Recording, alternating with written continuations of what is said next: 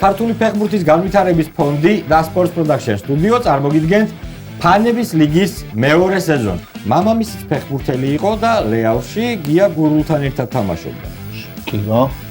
და შემდეგი ტური გახოთ ქალაქობა. სტოპ. მეორე შანსი არა, ხო? ქართველი ფეხბურთელებიდან მას ალბათ ერთ-ერთი ყველაზე საინტერესო კარიერა აქვს.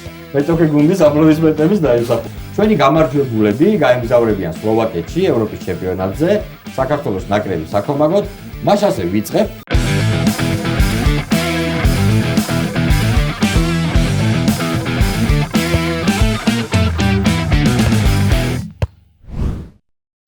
მოგესალმებით ყველას, ქართული ფეხბურთის განვითარების ფონდი და Sports Production სტუდიო წარმოგიდგენთ ფანების ლიგის მეორე სეზონს და დღეს გახლავთ მეორე სეზონის პირველი მერვედფინალური შეხვედრა, რომელშიც ერთმანეთს ხვდებიან თბილისის დინამო და სამტრედია. თავიდანვე გეტყვით, რომ ჩვენი წლევანდელი სეზონის გამარჯვებული გუნდი, გამარჯვებული წყვილი გაემგზავრება სლოვაკეთში ევროპის ახალგაზრდულ ჩემპიონატზე ჩვენი ნაკრების საქომაგოდ. და ჩვენ პირველ შეხვედრაში მონაწილეობს წინა სეზონის ჩემპიონი გუნდი თბილისის დინამო და სწორედ თქვენთან ერთად დავიწყებ ლაშა გოდუაძე, გაბრიელ ბერაძე. მოგესალმებით ბიჭებო, როგორ ხართ? რა შვებით? მივესალმები მეტოქეს. განწყობა კარგია, სასიამოვნოა და რა ვიცი, იმედია რომ კარგი ტურნირი და კარგი თამაშები იქნება. მე მგონია რომ წლევანდელი სეზონი გაცილებით უფრო დაძაბული და საინტერესო იქნება ვიდრე პირველი სეზონი. თქვენ მინდა კითხოთ, მოიგეთ პირველი სეზონი, იყავით გერმანიაში ევროპის ჩემპიონატზე. ჩვენი მხრიდან ერთ-ერთ თამაშს დაესწარით. როგორი შთაბეჭდილებები იყო ევროპის ჩემპიონატთან დაკავშირებით რაღაც? კი ბატონო, პირველ რიგში დავიწყებ მადლობით იმისთვის, იმ დაუვიწყარი გამოცდილებისთვის, რაც მიიღეთ ევროპის ჩემპიონატზე საქართველოს ნაკრების გულშემატკივრობით.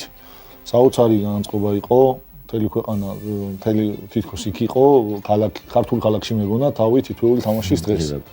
და მადლობა კიდევ ერთხელ იმისათვის, რომ ახალი სეზონი სტარდება და საშუალება გვეძლევა ესეთ სპორტული ინტელექტუალური თამაში მივიღოთ მონაწილეობა. გაიხარეთ, ძალიან დიდი მადლობა, წარმატებებს გისურვებთ, რა თქმა უნდა, ამ სეზონშიც. და გავიცნოთ ახლა თქვენი მოწინააღმდეგე გუნდი, სამტრედია, გოგა პაპუნაშვილი და გიორგი ჩანგელია. მოგესალმებით, ბიჭებო, როგორ ხართ?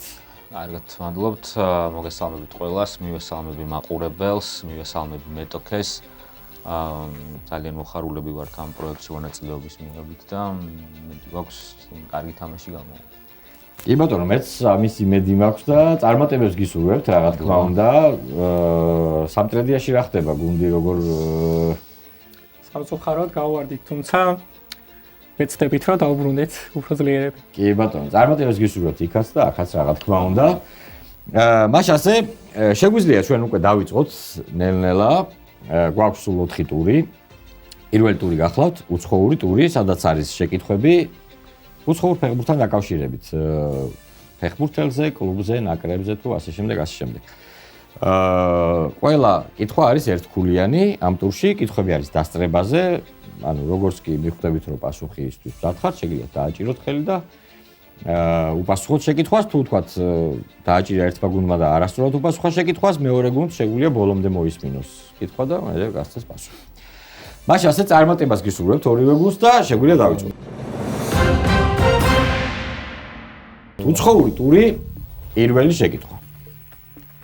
ინგლისელი მცველი გრემ ლესო იხსენებდა: როდესაც იზღებულობდა ბურთს, ჩვენ ეს გვესმოდა, რადგან ბევრი სამაჯური ეკეთა ხელებზე. მშობლიურ ქალაქში მას სიცოცხლეში დაუდგეს 7 მეტრიანი ქანდაკება.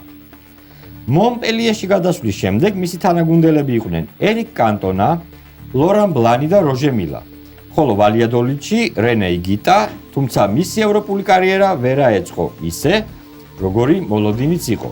ის დღემდე მიიჩნევა თავისი ქვეყნის საუკეთესო ფეხბურთელად და იმასაც იძახია, რომ მისი პოპულარობა სამშობლოში გათანაბრებულია გაბრიელ გარსია მარკესის და შაკირას. კიბა. ისმენთ დინამომ დააჭირა, რომელ ფეხბურთელზე ალაპარაკია. პროს შაკირა მოგეწონოდა იმით დააჭირა თუ კარლოს ვალდერამა. კარლოს ვალდერამა ძველი პასუხია, კი ბატონო, კარლოს ვალდერამა არის სწორედ ის ფეხბურთელი, რომელიც აგრერიგად პოპულარობით სარგებლობს კოლუმბიაში და 1-0 დაწინაურდა დინამო. აი შაკირა მოასწრა. შაკირამ გადაგვარჩი. შაკირამ გვიშველა. მეორე შეკითხვა უცხოური ტურიდან. ის ბოლო ფეხბურთელია, ვინც არსენ ვენგერის ხელმძღვანელობით არსენალის მაისურით გაიტანა. მამამისიც ფეხბურთელი იყო და ლეაურში გია გურულთან ერთად თამაშობდა. გურული იხსენებდა, რომ ბავშვობაში მსოფლიო ფეხბურთის ეს ვარსკვლავი ხშირად სტუმრობდა მათ სახლს, რადგან მეზობლები იყვნენ. გოლის აღნიშვნისას მას ხშირად მოურგია კომიქსების გმირების მიღბები. პიერე-მერიკ ობამეიანგი. სწორი პასუხია პიერე-მერიკ ობამეიანგი და სამტრედიამ გაათანა ბრანგარიში 1-1-ია. სხვათა შორის მეც არ ვიცოდი ეს ფაქტი, გია გურულის გუნდელი თუ იყო მისი მამა. 1-1-ია და მესამე შეკითხვა უცხოური ტურის.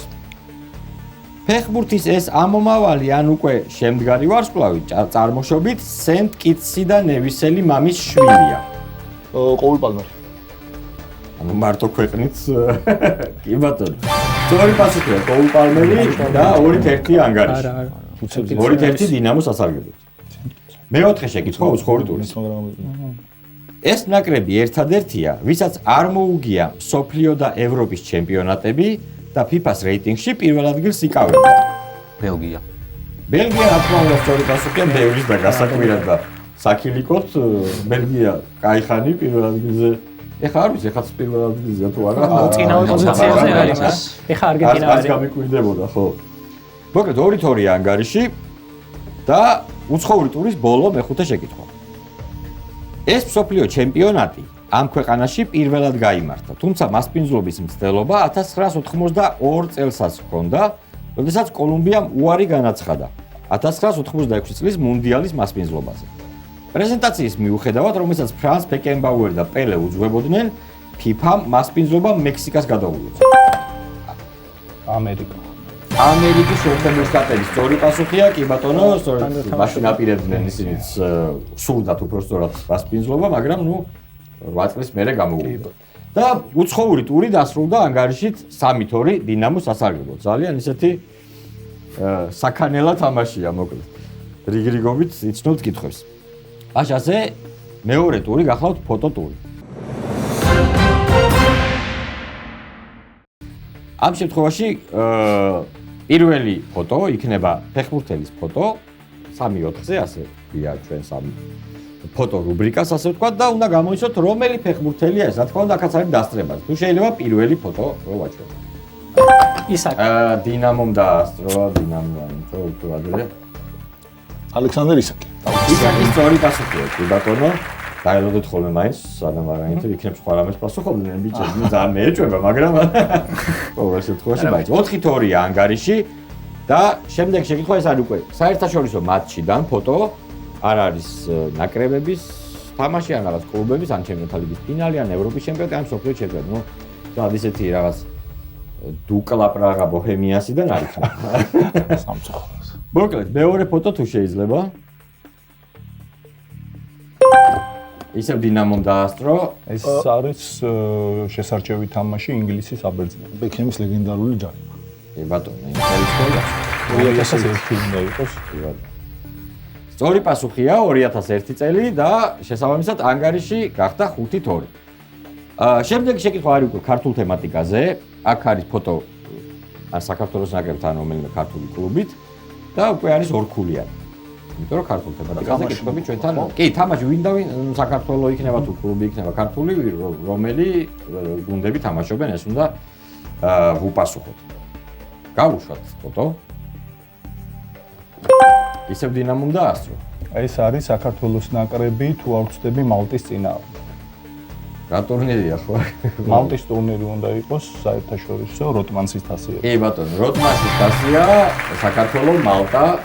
კი ბატონო, სწორი პასუხია, გილოცავთ, რა თქმა უნდა და ანგარიში გახდა 7-2. 7-2 ანგარიში, მაგრამ მეგობრებო, წინა გვაქვს ქართული ტური, რომელიც ყველა კითხვა არის ორქულიანი, შესაბამისად ჯერ ძალიან ბევრი რამ არის წინ, ასე რომ გული არ გაიტეხოთ და ნუ პრინციპში ხვდები ხოლმე რომ თქვენ ციცით პასუხები, მაგრამ გასწრებენ ბიჭები, ასე რომ გამოცდილება მოიტანა. გამოცდილება მოიტანა. კი ბატონო.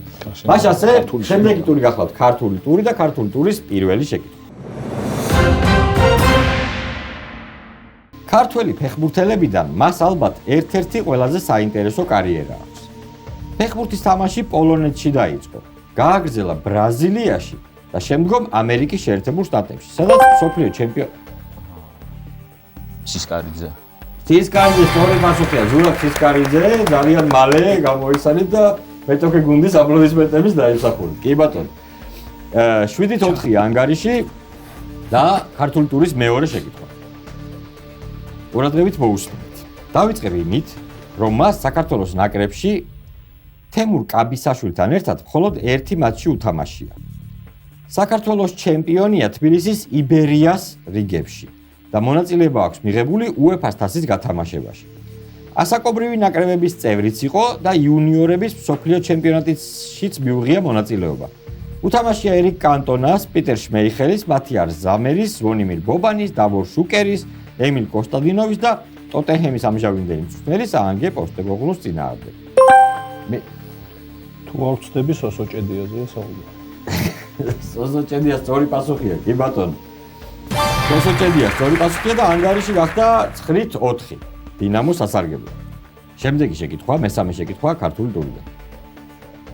1985 წელს იყო პირველი მსაჯი საქართველოდან, ვინც ლეგენდარულ უემბლიზე ინგლისის ნაკრების მატჩზე მთავარი არბიტრი იყო.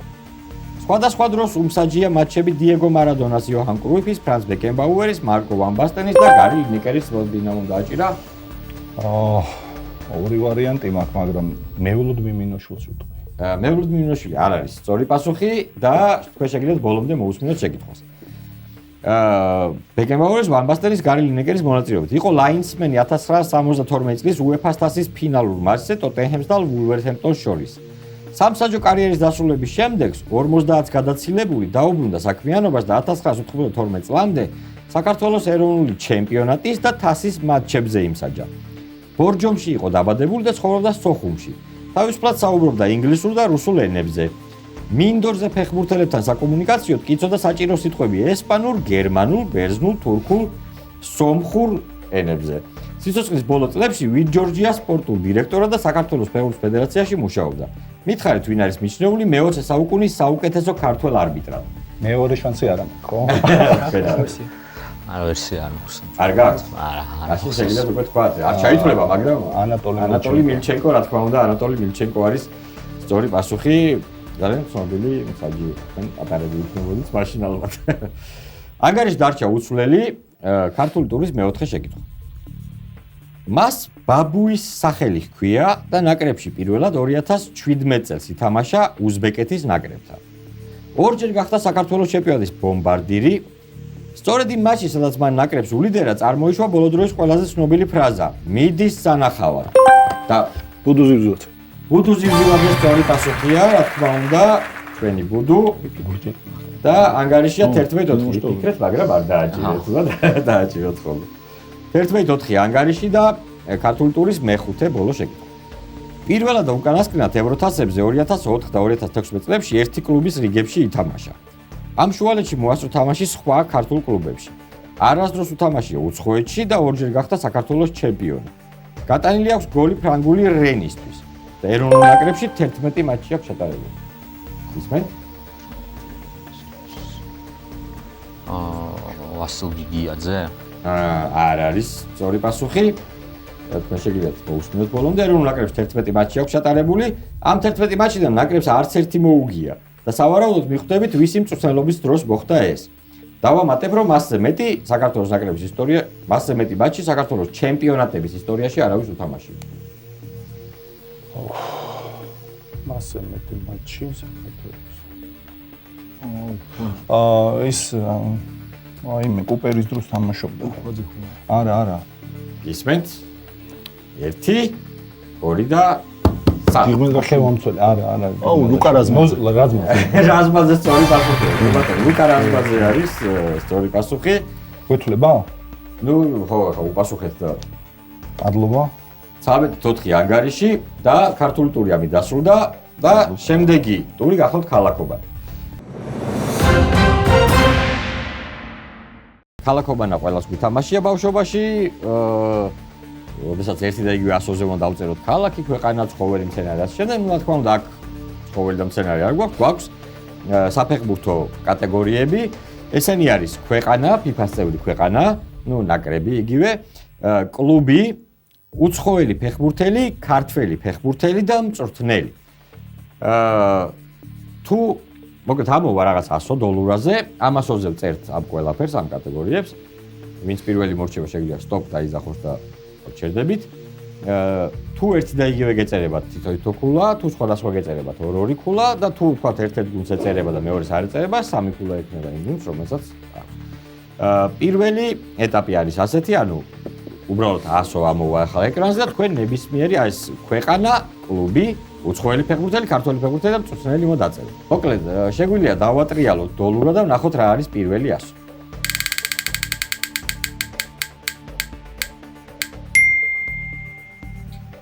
ასობ გერა გ, დავიწყეთ. ქვეყანა, ზე, კლუბი, უცხოელი ფეხბურთელი, ქართველი ფეხბურთელი და მწვრთნელი. როგორც კი მორჩებით, შეგიძლიათ მითხრათ და გადავდოთ მარკერებს. Stop. დაამთავრა თუ შეიძლება დავდოთ მარკერი, აჩვენოთ თუ შეიძლება კამერებს რა პასუხები გვაქვს და შეგვიძლია დავიწყოთ. ქვეყანა განა. გერმანია. განა გერმანია 2-2 ქულა, შესაბამისად ანგარიში არის 15-6. კლუბი გზე გენგამი. გორდა გინგამი 2-2 ქულა და შესაბამისად ანგარიში არის 17-8. უცხოელი ფეხბურთელი თქვენ არ გიწერიათ გულიტი. გულიტი ესე შესაბამისად ანგარიში გახდა 17-11. 3 ქულით უკვე წამოვეწიეთ. ქართველი ფეხბურთელი გაგნიძე, გურული. გაგნიძე გურული 2-2 ქულა 19-13 და მწვრთნელი გუცაევი. გასპერინი. უცაევი გასპერინი. კი ბატონო 21-15. 21-15, ანუ 3 ქულით წამოვეწია სამტრედია დინამოს. ჩვენ წინ კიდევ გვაქვს 2 ეტაპი ქალაქობანასი. ამ შემთხვევაში ისევ დავატრიალებ დოლურას, ამოვა 100, ოღონდ ესე აღარ წერთ, როგორც აქამდე წერდით, მე ვსვავ კითხვებს და იმ კითხვებზე უნდა უპასუხოთ. ანუ ყველა პასუხი იწყება ერთი და იგივე 100-ზე. დიახ. ერთი და იგივე 100-ზე, ოღონდ უკვე თქვენი ნებით აღარ წერთ, მე ვსვავ კითხვებს. მაშასე დავატრიალოთ თუ შეიძლება.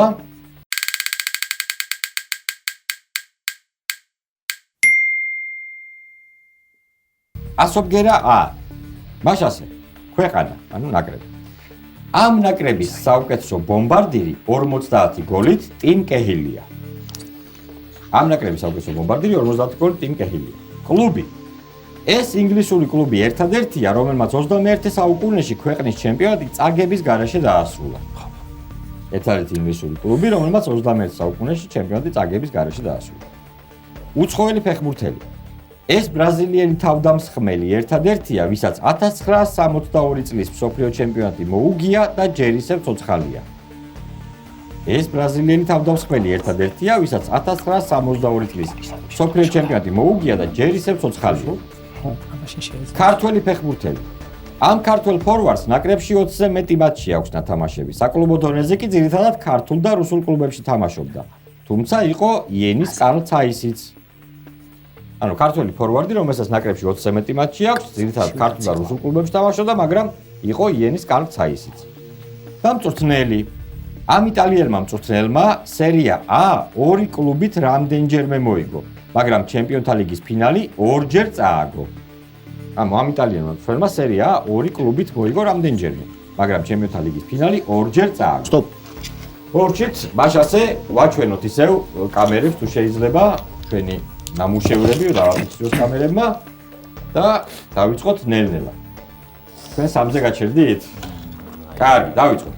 ქვეყანა ტიმ კეჰილი ავსტრალია, რა თქმა უნდა, სწორი პასუხია. მაშასე 22-16.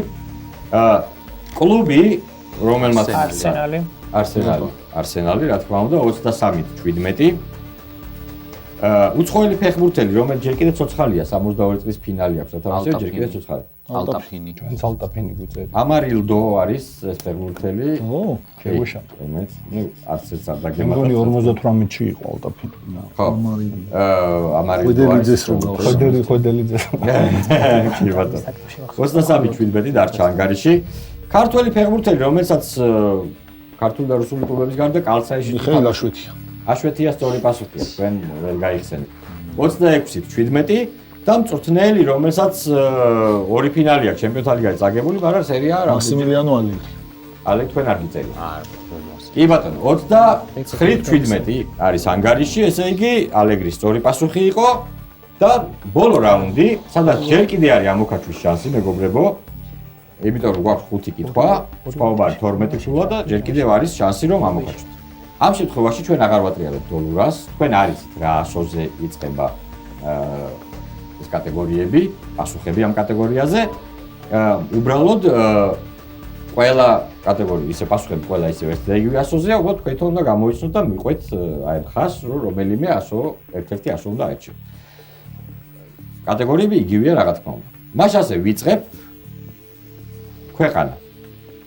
ვიტალის ასტაფიევსი ამ ქვეყნის ნაკრებში თითქმის 19 წელი თამაშობდა და 167 მატჩში მიიღო მონაწილეობა. ასტაფიევსი თითქმის 19 წელი თამაშობდა ამ ნაკრებში და 167 მატჩში მიიღო მონაწილეობა. კლუბი ამ ინგლისური კლუბის სტადიონს ბილი ბრემნერის ძეგლი ამშვენებს. ბილი ბრემნერის ძეგლი ამშვენებს ამ ინგლისური კლუბის სტადიონს. უცხოელი ფეხბურთელი ბალონ დორის გამოკითხვებში პანდემიამ ყველაზე მეტად ეს პოლონელი დაჩაგრა. ეს პოლონელი დაჩაგრა ყველაზე მეტად პანდემიამ ბალონ დორის გამოკითხვების ამბავში. ამ ქართველ ფეხბურთელი, ამ ქართველ მეკარეს ნაკრებში 50-მდე მატჩი აქვს ჩატარებული. ქართველი მეკარე, რომელსაც ნაკრებში 50-მდე მატჩი აქვს ჩატარებული. და მწვრთნელი ეს გერმანელი ჰიგიენურობით არ გამოირჩეოდა, მაგრამ ამას არ შეუძლია ხელიო სოფლიო თასი მოიგო. კი ბატონო. ვაჩვენოთ ისე თუ შეიძლება. ავაფიქსირეთ, მადლობა და დავიწყოთ. ვიტალის ასტაფიევსი რომელი ქვეყნის ნაკრებში თამაშობდა? ლატვია, რა თქმა უნდა, სწორი პასუხია 30-18 ანგარიში. კლუბი, სადაც ბილი ბრემნერის ძეგლი შეგვიძლია ვნახოთ. ლიდს იუნაიტედ. ლესტერი გვიწერია. ლესტერი, ლიდს იუნაიტედია სწორი პასუხი 33-18 ანგარიში. უცხოელი ფეხბურთელი, რომელიც დაიჩაგრა ბალონ დორის გამოკითხვაში. ლევანდოვსკი, ალბათ ფრენც ლევანდოვსკი. ქართველი ფეხბურთელი მეკარე, რომელსაც 50 ლომაია. გიორგი ლომაია. ლომაია, კი ბატონო, 35-20 და მწვრთნელი, რომელიც იოვი, რა თქმა უნდა, სწორი 26-21 და თბილისის დინამოს მიულოცავ გამარჯვებას პირველ თამაშში და თქვენ გილოცავ ძალიან კარგ თამაშს. სული და გულით ვიტყვი რომ ძალიან კარგი, ძალიან ბევრჯერ დაგასტრეს, ხმები მესმოდა თქვენგან რომ გქონდათ სწორი პასუხები და რაღაც ის დროის ამბავში გამოცდილება მაინც თავის იქნა. ძალიან დიდი მადლობა ბიჭებო მონაწილეობისთვის. მასთან ძალიან კარგი გუნდი ხართ და იმედი მაქვს რომ შემდეგ სეზონში, იმედი მაქვს რომ გვექნება კიდე მესამე სეზონში და იმედი მაქვს რომ იქ კიდე უფრო წინ წახვალთ. ძალიან დიდი მადლობა მონაწილეობისთვის. თბილისის დინამოს გულოცავ მეოთხედფინალში გასვლას. და კიდევ ერთხელ შეგახსენებთ რომ ჩვენი პროექტის წარმომადგენელი გახლავთ ქართული ფეხბურთის განვითარების ფონდი და Sports Production Studio. ჩვენი გამარჯვებულები გაემგზავრებიან სლოვაკეთში ევროპის ჩემპიონატზე, საქართველოს ნაკრების საქომაგოდ. წარმატებებს გისურვებთ რა თქმა უნდა თქვენ პირად ამბებშიც, თქვენს კლუბებსაც და ამ თამაშის და ზოგადად ყველა საგულშემატკივრო ამბებშიც. ძალიან დიდი მადლობა ყველას და გემშვიდობებით სულ რაღაც ერთი კვირით. კარგად ბრძანდებოდეთ. დიდი მადლობა.